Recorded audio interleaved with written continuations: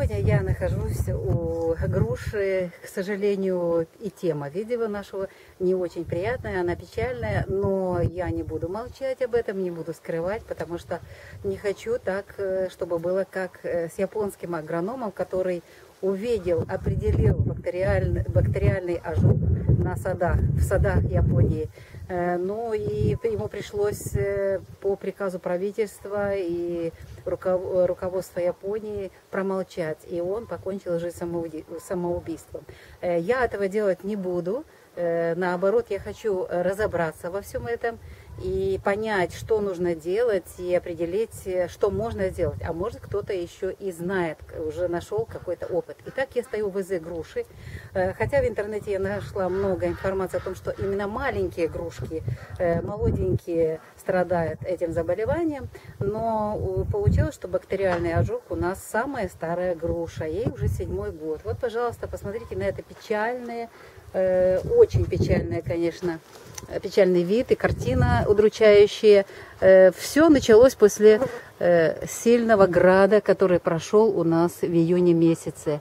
Температура была уже тогда где-то плюс 18 и выше. Влажность воздуха не менее 70%, а это идеальная температура, когда развиваются эти грибы, которые называются эрвинии. Вот, даже не выговоришь. Эрвинии – это бактериальная инфекция, карантинное заболевание. И вот оно переносится пчелами, птицами, дождем и ветром. И его родина – это Северная Америка. И вот в Северной Америке оно путешествует по планете. В Японии уничтожены полностью сады этим грибом эрвинии. В Австралии, Новой Зеландии, страны Западной Европы. Ну вот, последние годы была информация о том, что Прибалтика была захвачена уже этим заболеванием, а также, кроме Прибалтики, уже и были западные районы Украины.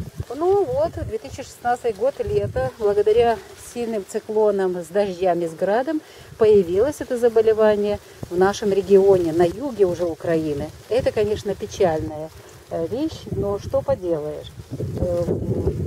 Кстати, развивается это заболевание на более чем 170 культурных и дикорастущих растениях.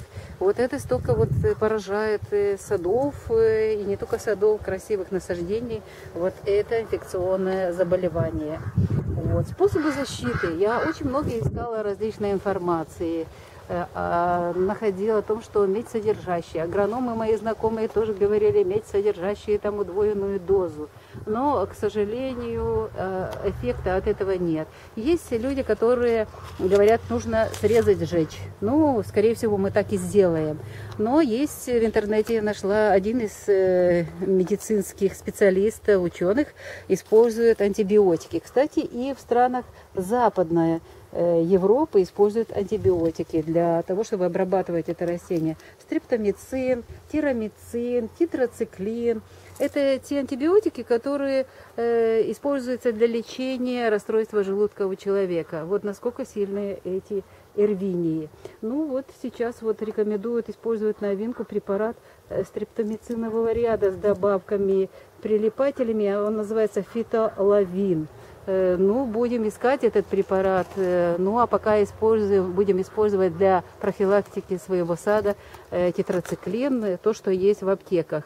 Ну, кто-то мне даже говорил, что делать уколы надо. Скорее всего, это уколы нужно будет делать весной, когда будет сокодвижение. А так получается в конце лета. Вот такая картина. Будем резать и, чтобы не перешло на другие растения, сжигать, всю убирать полностью. На это место больше груши не садить. Вот. Я думаю, что после этого видео, может, кто-то откликнется, кто-то уже имеет какой-то опыт и расскажет, как можно избавиться от этой беды, от этих грибов эрвинии, от этого карантинного заболевания. Ну, я буду пока прощаться, жду ваших комментариев, подсказок, интересных сообщений. Вместе мы можем очень много. И я верю в то, что придет время, когда мы будем регулировать этот вопрос. Ну а пока наше сознание еще на том уровне, когда мы ищем, используем то, что у наших возможностях есть. Но сегодня это аптека и наша аптечка, в которой есть антибиотики. Ну вот так, я прощаюсь с вами, будьте мне здоровы, пока-пока.